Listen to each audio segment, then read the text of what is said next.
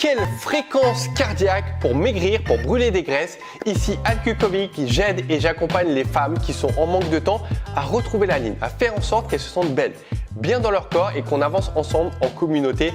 J'y reviens dans un instant. En tout cas, aujourd'hui tu fais peut-être du vélo, tu fais peut-être de la marche, tu fais peut-être de la course ou une activité physique et tu te poses la question à quelle fréquence idéale je devrais faire cela pour perdre un maximum de graisse. Et ça existe et je vais te montrer comment, pourquoi.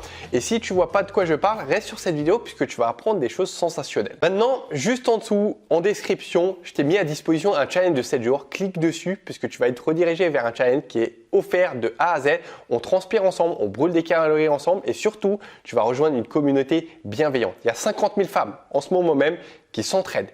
Bonne ambiance, positivité, donc rejoins-nous.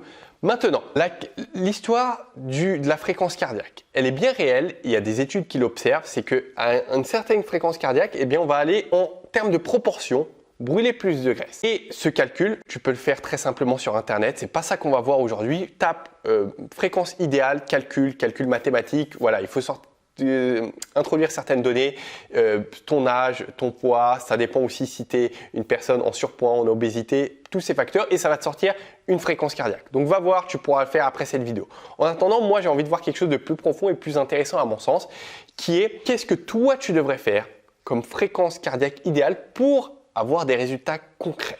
C'est pas le calcul, c'est autre chose, mais je m'explique. Pour exprimer ce que je veux te faire observer, on va prendre un exemple. Assieds-toi tranquillement. Et on va prendre le cas de figure de Marie. Marie, ce qui se passe, c'est qu'elle fait 85 kg et elle commence à courir. Ça va être plus simple pour l'exemple. À courir à une fréquence idéale de 55% à 65% de sa fréquence cardiaque max. En ayant fait le calcul avec le calculateur. Ça veut dire quoi? Ça veut dire que peut-être que tu ne vois pas à quoi ça correspond, mais on va dire qu'elle devra se situer, disons, à environ 110-120 pulsations par minute pour justement être dans cette tranche. Ça, tu arrives à le savoir en ayant tout simplement une petite montre connectée que tu mets pour justement avoir ce suivi. Ou si tu es dans une salle de sport, tu sais, lorsque tu tiens les manches, eh bien, ça calcule, ça prend ton pouls et tu connais ton rythme cardiaque.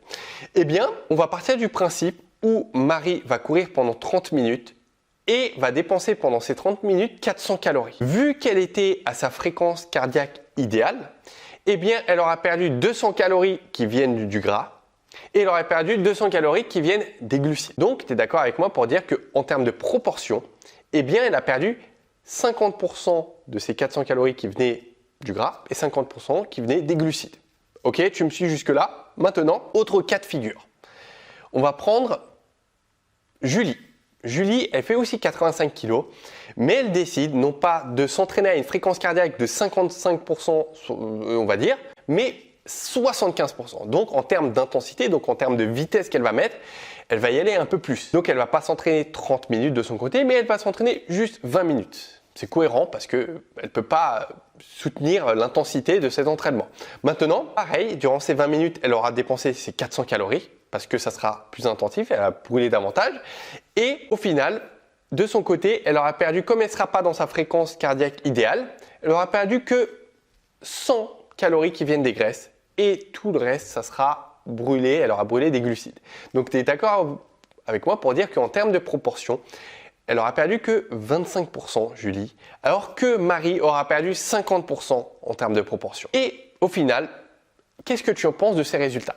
Est-ce que, à ton avis, tu devrais plutôt suivre Marie, c'est-à-dire se focaliser sur une fréquence cardiaque plus tranquille, 55%, 60%, 65%, ou mettre un rythme plus soutenu comme Julie à 75% et brûler au final? Tu es d'accord, elle brûle le même nombre de calories, mais en proportion, il y en a une qui brûle plus de gras que l'autre. Qu'est-ce que tu devrais faire à ton avis? Je te laisse quelques secondes pour réfléchir. Alors tu dis sans doute Marie. Eh bien, pas nécessairement parce qu'on oublie un facteur qui est super important, qui est celui de l'effet époque. Est-ce que cet effet te parle? L'effet époque, en fait, c'est tout simplement, pour aller au plus simple, la quantité de calories et de graisse que ton corps va aller chercher, travailler pendant les heures ou les jours qui suivent ton entraînement. Et en fait, ce qui se passe, et retiens ça, c'est que si aujourd'hui tu as un entraînement qui est faible en intensité, eh bien l'effet époque, cette capacité de ton corps à aller brûler des calories au repos, va être moindre. Et nous, ce qu'on cherche, c'est justement d'avoir une activité physique qui va être challengeante, qui va nous pousser, dans laquelle on va avoir de l'intensité pour qu'on aille brûler des calories après l'entraînement. Et c'est ça le plus grand effet de levier, puisque tu es d'accord avec moi pour dire que quand on s'entraîne, finalement, 400 calories, c'est pas énorme. 400 calories, c'est quoi? C'est 2-3 yaourts dans la journée. C'est pas grand chose. Donc, tu as consacré 30 minutes à courir pour avoir brûlé 2-3 yaourts. Nous, ce qu'on cherche, c'est d'avoir un effet après l'entraînement. Donc, en fait, finalement, tu vois bien que ce calcul de fréquence cardiaque idéale, il est finalement moins pertinent parce que si on prend en compte cet effet époque qu'on doit avoir en tête. Et moi, c'est exactement ce qui m'est arrivé, ma chère, en 2005, plus ou moins, où j'avais dans l'idée, donc tu le sais peut-être, où j'ai passé 10 années à essayer de perdre mon poids, 7 années consécutives où j'ai fait des régimes, j'ai fait plein de sports différents, j'étais même en fac de sport où j'en ai bouffé et finalement pour avoir des résultats très décevants. Eh bien, durant l'une de ces années, en 2005, j'avais dans l'ambition, je me suis dit, ok, j'avais découvert cette histoire de fréquence cardiaque idéale et j'allais m'entraîner très fréquemment. Donc, je ne m'en souviens plus, mais je crois que c'était tous les 2 jours à ce moment-là.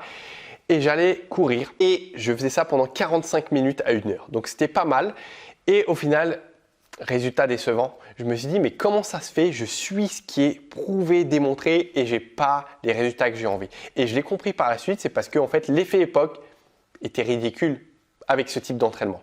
Donc pour récapituler, qu'est-ce que toi tu devrais faire de ton côté? Déjà, ce que tu peux faire, c'est faire le calcul si ça t'enchante puisque ça va t'apporter des réponses. Ensuite, c'est d'avoir ce cardio-fréquence-mètre que tu peux acheter, ça coûte pas grand-chose. De le mettre, c'est quelque chose qu'on met autour de sa poitrine et on a une montre connectée qui nous permet de suivre ça pendant qu'on est en train de courir. Ou peut-être, si tu es dans une salle de sport, ça pose aucun souci.